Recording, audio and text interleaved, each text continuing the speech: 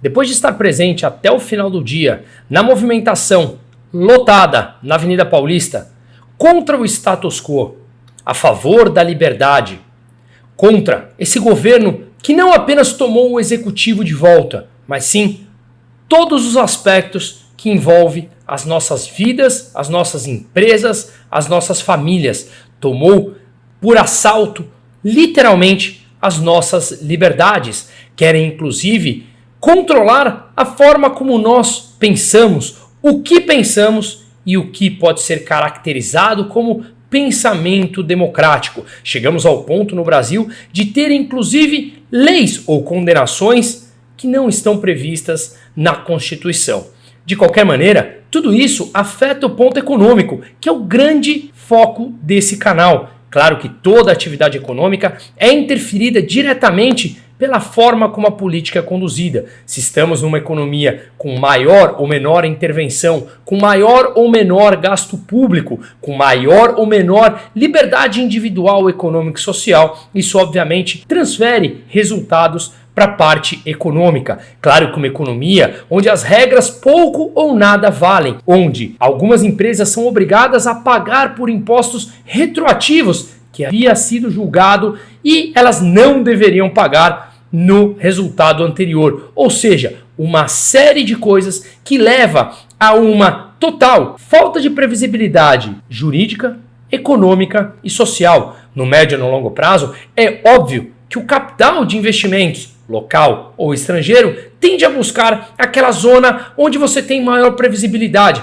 maior estabilidade monetária, maior segurança jurídica. Isso é amparado por grandes estudos e grandes números. É fácil perceber. Eu fiz um vídeo aqui, está disponível no meu canal, onde eu mostrei que um estudo de liberdade econômica disponibilizado pelo Instituto Fraser em dezembro do ano passado mostra que os países foram divididos em 4 quartis e o primeiro quartil são aqueles países mais livres, liderado por Singapura e, claro, sempre os países nórdicos também liderando esse posicionamento. Quando cruzamos os dados com o Índice de Desenvolvimento Humano, que mede a qualidade das pessoas, também não é de se surpreender, nem tampouco é uma coincidência, que os mesmos países que apresentam uma liberdade econômica alta são os mesmos que conseguem entregar uma melhor qualidade de vida a seus cidadãos. E, naturalmente, esse índice é mensurado através de dados como tamanho do governo, liberdade individual, liberdade de mídia, liberdade empresarial, tamanho do governo e, portanto, tudo isso pressupõe uma maior liberdade e a recíproca também é verdadeira. Quanto maior o Estado, quanto maior a intervenção desse grupo formado por pequenos burocratas parasitas com o dinheiro dos outros, eles tomam por assalto as nossas liberdades. Pois bem, ontem o que vimos na Paulista foi mais um ato lindo, emocionante de se ver. O que foi verdadeiramente grande, firme, organizado, como a gente vai ver aqui em algumas imagens, e o que eu quero mostrar, o principal ponto que temos de gargalo. Foi um ato educado e sem ataques infundados, sem aquela gritaria que muitas vezes não leva a nada e prejudica o nosso movimento em busca de liberdade. Repito que é bom sempre dizer, quem me segue há muito tempo, e eu tive a honra de ser reconhecido muitas vezes por lá, em pessoas agradecendo por ser a voz ou falar muitas coisas que as pessoas gostariam de falar. E isso para mim é extremamente orgulhoso. Eu estava acompanhado dos meus pais, da minha mulher e de minha filha de 3 anos. Portanto, isso foi algo mais orgulhoso ainda para mim. De novo, cruzamos pessoas de partidos opostos, em que a gente vai mostrar imagens aqui em que houve o maior respeito para com eles. Portanto, o que a gente viu, repito, foi algo firme, muito grande, organizado e muito bem educado. Será que estamos indo no mesmo caminho dos Estados Unidos? Ou seja, temos um presidente senil, desgastado, que não quer largar o osso por nada, tomou de assalto o Estado por dentro e todas as suas vertentes para trabalhar aos seus interesses, usando obviamente o dinheiro dos outros e, além do mais, vai concorrer com alguém que é perseguido politicamente. Você pode gostar ou não dos opositores, Isso pouco me importa, mas o que vale é nós entendermos que as regras devem ser jogadas dentro daquilo que ela foi estipulada e não inventarmos ou mudarmos regras no meio do caminho. Nos Estados Unidos, a gente consegue ver um mesmo movimento. Será que teremos aqui no Brasil algo parecido? Só o tempo vai dizer, mas eu quero voltar aqui à análise daquilo que eu vivi, daquilo que eu vi ontem e daquilo que nós acreditamos como perspectiva. Novamente, e eu deixo claro aqui para falar que por vivenciar uma série de sequências políticas e também por estudar várias vertentes econômicas, que é o meu caminho, eu me declaro libertário, portanto eu não tenho amor a político. Eu não acredito na política, eu sei que ela afeta diretamente a economia, mas eu acho que o caminho passa por uma batalha das ideias e por brigar pela educação de base e não por parte dos políticos. Esses sim podem e deveriam responder aos anseios daquelas pessoas que votaram. Mas o sistema político atual eu realmente não acredito. Acho que deveria ter uma reconfiguração geral e nós votarmos apenas nas pessoas que moram na nossa rua, para que nós pudéssemos cobrar aquilo. Portanto, sermos divididos em comunidades políticas muito menores. Mas esse é um papo filosófico mais lá para frente. O que vale é eu deixar claro aqui que eu não tenho nenhum posicionamento ou amor político. Eu tenho amor por uma ideologia liberal, libertária e econômica que leva a uma reconfiguração política e isso não passa pela mão dos políticos. Isso passa por uma liberdade econômica, uma liberdade empresarial, uma liberdade social, uma liberdade individual, onde todos nós devemos e podemos nos posicionar conforme for a nossa vontade. Isso pressupõe um Estado democrático de direito.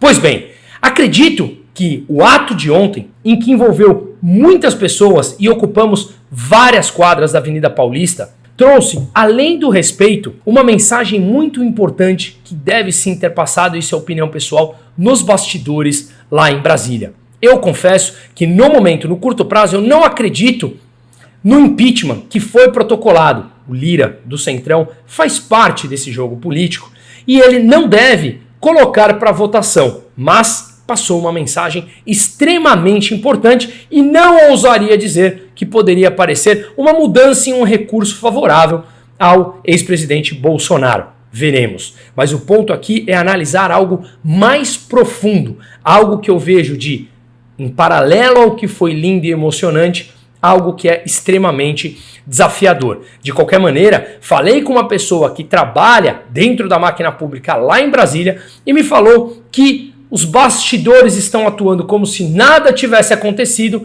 mas que no fundo foi um bom recado passado.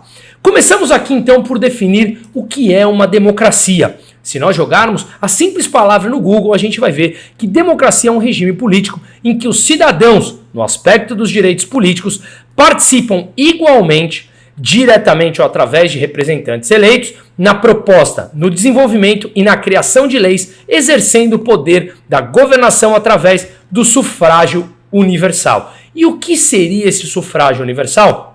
Também, segundo o próprio Wikipedia, ao escrever no Google sufrágio universal, bastante simples, a gente vê que ele consiste no pleno direito de votar e ser votado de todos os cidadãos elegíveis e na garantia da correta e transparência apuração dos resultados.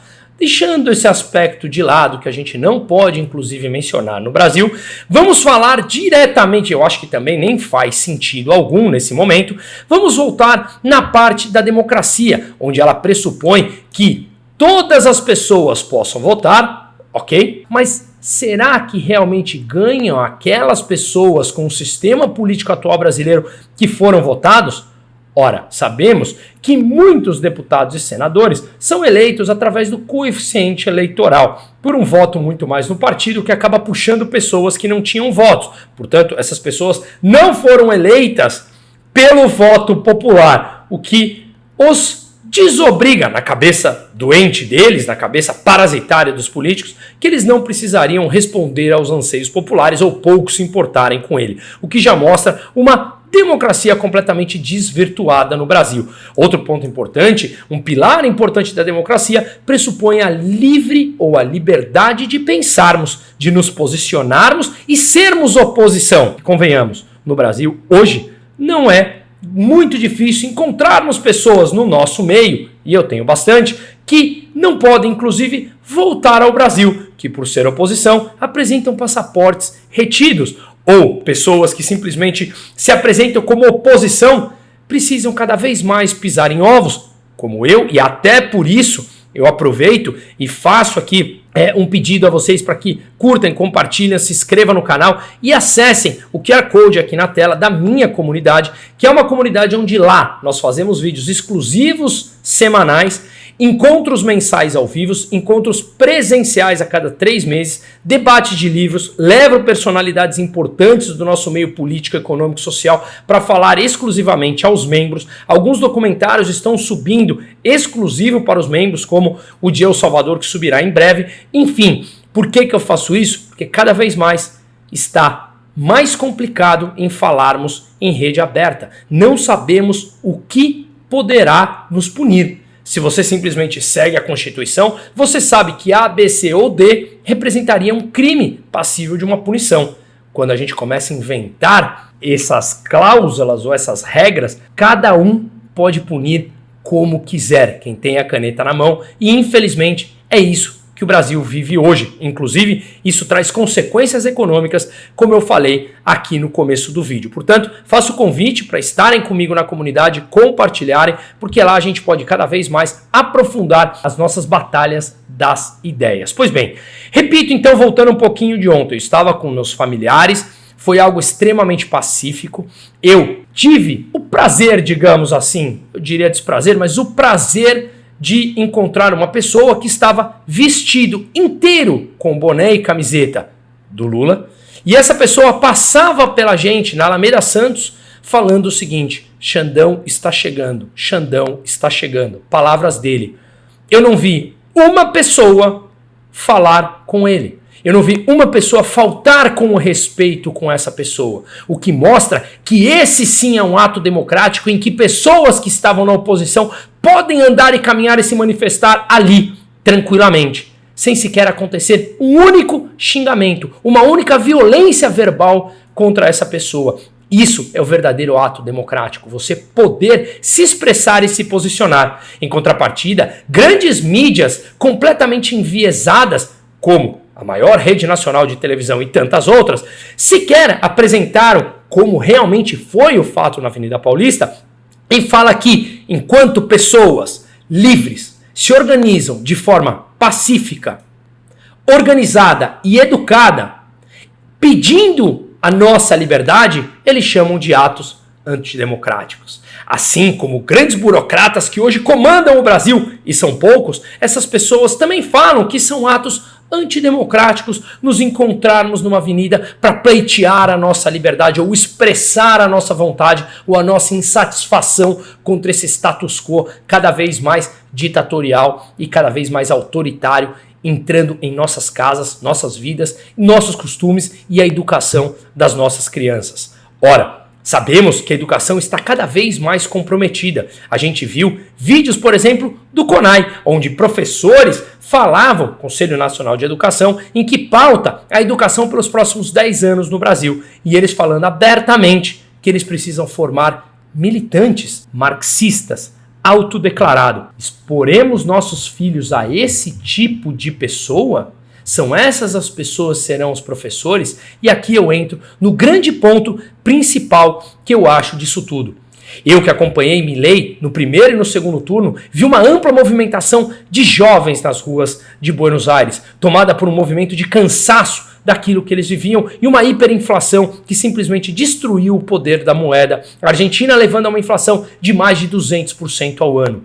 No Brasil, estamos longe disso. Mas eu também estive na Venezuela, em que eu mostrei, dentro do documentário Infiltrados Venezuela, disponível no canal da Brasil Paralelo, em que, juridicamente, já demos os primeiros passos, igual a Venezuela deu no começo dos anos 2000, quando Chávez assumiu em 1999, dito, inclusive, por muitos venezuelanos que nós entrevistamos e convivemos com eles. Na parte econômica, Eu sou da turma que não acha que o Brasil vira uma Venezuela. A gente tem uma pauta exportadora, uma indústria, um mundo muito mais conhecedor das causas da esquerda e milhões de pessoas na rua contra esse sistema e esse governo que nós temos. Naquela época, as pessoas ainda acreditavam nesse mundo cor-de-rosa. Infelizmente, ainda temos pessoas que acreditam e é aí que reside esse problema.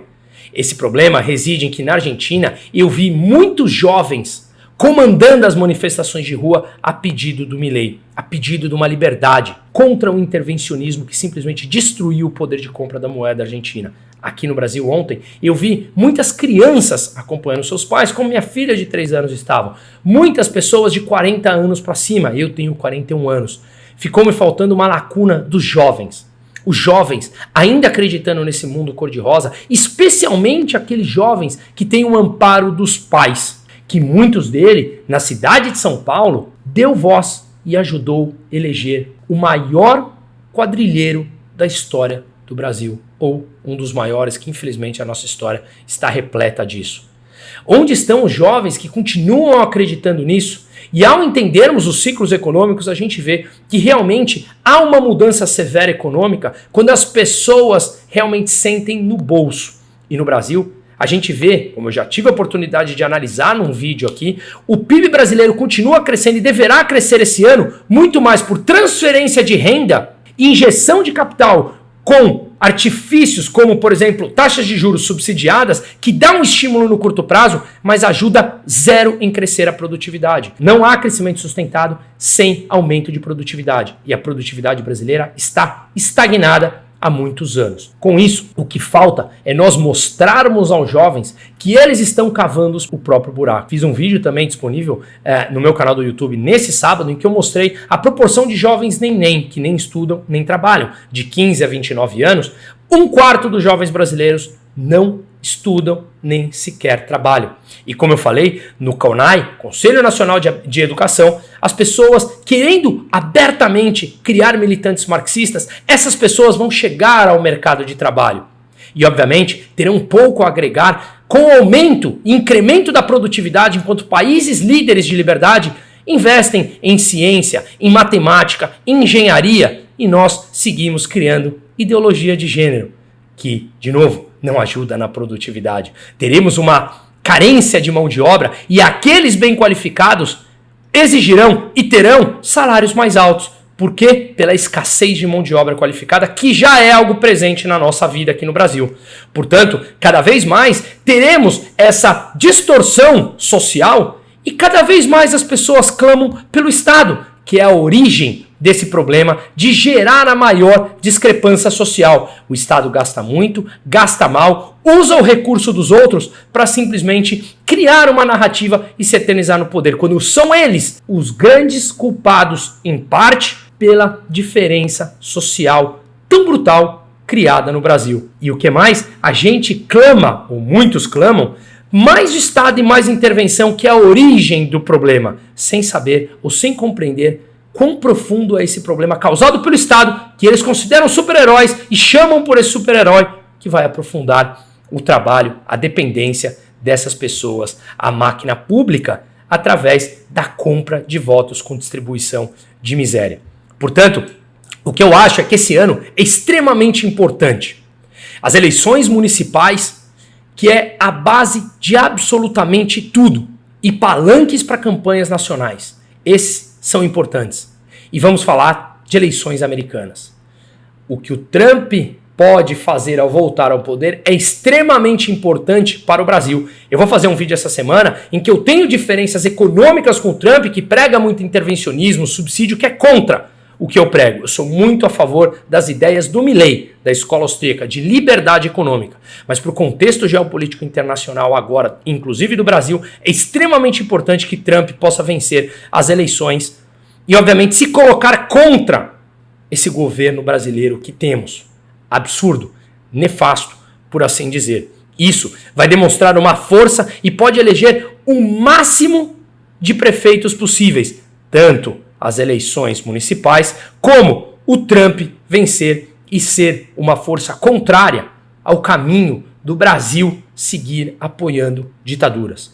Novamente, foi um movimento lindo de se ver. Parabéns a todos os envolvidos. Não tenham medo de se posicionar. A política interfere na economia e quando interfere no nosso bolso, a gente consegue sair às ruas. Mas calma, o processo econômico de deterioração da economia, ele não acontece do dia para a noite. Ele leva um tempinho e mais cedo ou mais tarde a conta chega. E quanto mais tarde ela chega, maior o custo.